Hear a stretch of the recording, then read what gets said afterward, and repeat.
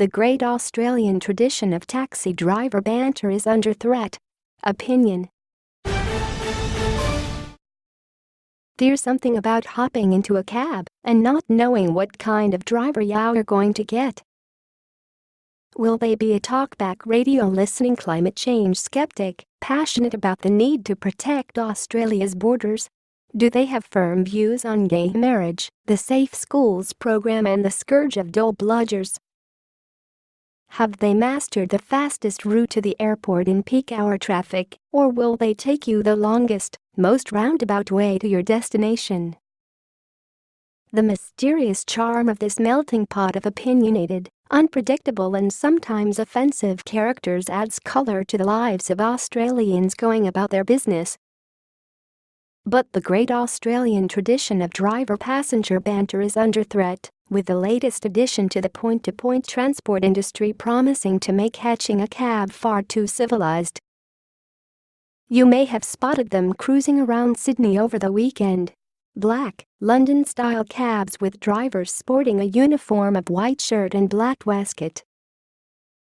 Just like their British counterparts, these cabbies, employed by London Rides, a collaboration with Uber rival Gawkitch, are meticulously trained in customer service and route knowledge. And they won't be imposing their political views or sharing tantalizing anecdotes from their personal lives. In fact, you won't have to speak to them at all once you've given them your destination, which can be done through the Gawkitch app, anyway. A glass screen separating driver from customer offers the ultimate sense of privacy and comfort. An intercom allowing the parties to communicate can be muted at the click of a button from the passenger seat. Passengers will only talk if they want to talk to us, said London Rides co-founder Ross Pendergast, who took news.com.au for a spin. It's about respecting their privacy.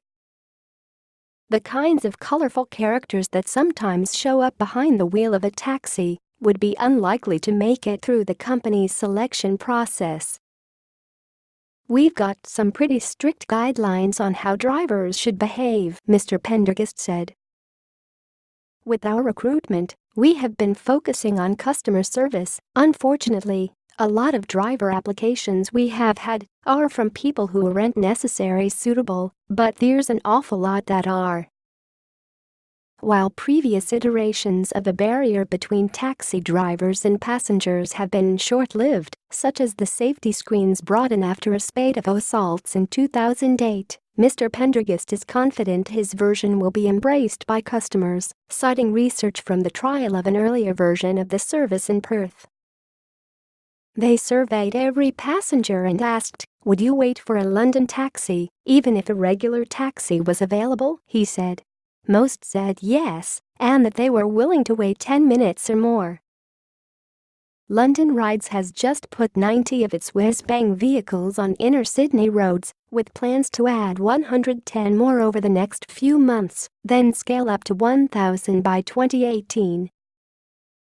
A national rollout is in the works, starting with Melbourne and Brisbane.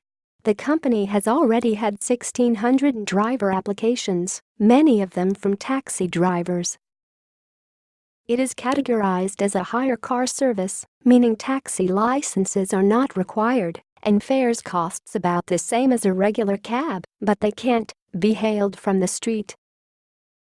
My trip in a London cab. When Mr. Pendergast took news.com.au for a whirl on the first day of operations last Thursday, there were no complaints.